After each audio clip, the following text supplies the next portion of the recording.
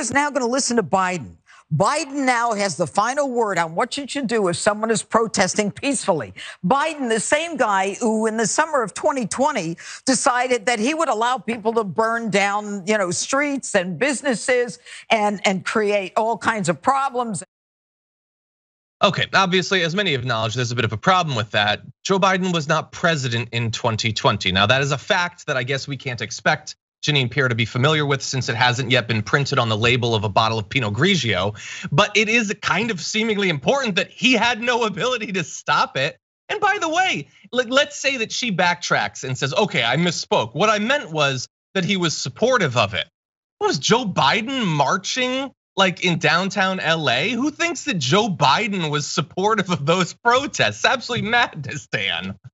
Noted Antifa member Joe Biden, who is further to the left than Bernie Sanders or Kamala Harris or Elizabeth Warren on racial justice. When they start going after people's money, understand these truckers work very hard. They are salt of the earth. And they are not people who have a lot of money. They can't afford to protest. They really can't.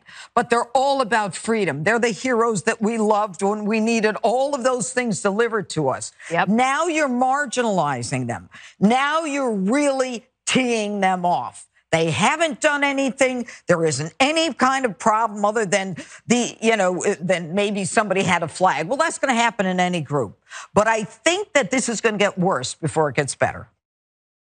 Yeah, I love the casual brushing off of like the swastika flags. It'll happen in any group. I know, I have people, get together sometimes play board games. There's always one swastika flag guy in every group, Dan. I think the outrage is even worse when they say, they show the hangers and all that, and that this is how people die, this is how people die. Well, I don't want to get into, when does life begin and all that, although you did reference it, Jesse, and I think most people would agree with the first, second, and third trimester, the way you analyzed it. But you want to know, you want to use a hanger? How about you take a picture of an abortion, of a fetus being pulled apart? Let's not go there. Let's try to have an intelligent discussion. Okay, Pirro is doing her best, wine allowing, to engage in an intelligent discussion. But think about what she just said there.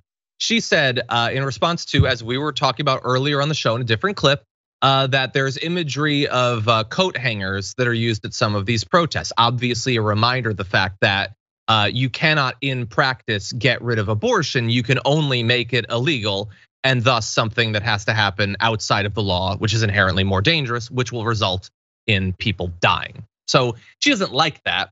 So she tries to do the thing that anti-abortion protesters have done for a very long time, creating some sort of equivalence to just show photos of fetuses or whatever, and that'll be the same thing.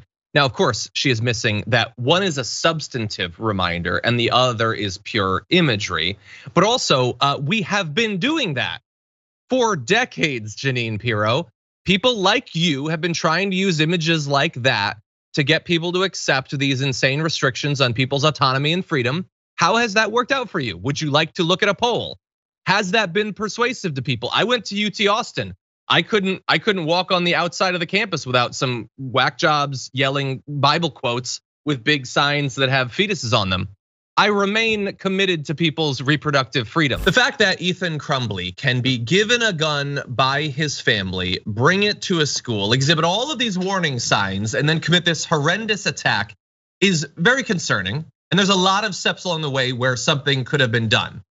Jeanine Pirro is here to identify exactly the wrong people to have magically solved this ahead of time. And you'll be shocked to find out who she thinks is responsible for all this. Let's take a look.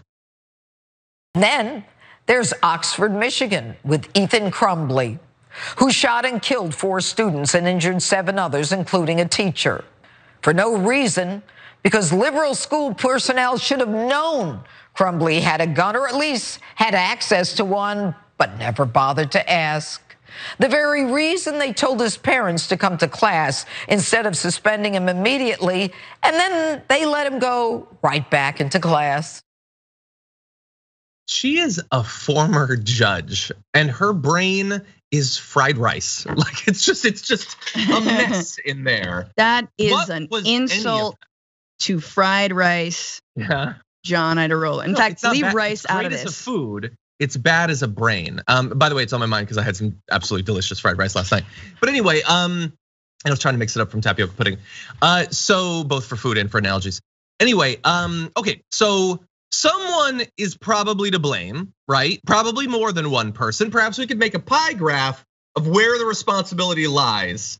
If you were to begin assembling that pie graph, Francesca, where would the teacher show up? How responsible is the teacher or the administrator?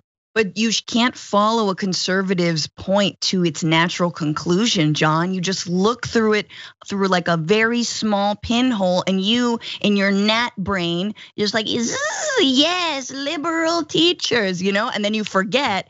And so you see how that works? I get it. Well, as much as a gnat can get it, I get it. Yeah, but you're right. The natural conclusion of her argument is take away their guns, which is something she rails about liberals supposedly doing, and now she wants it to happen. Okay.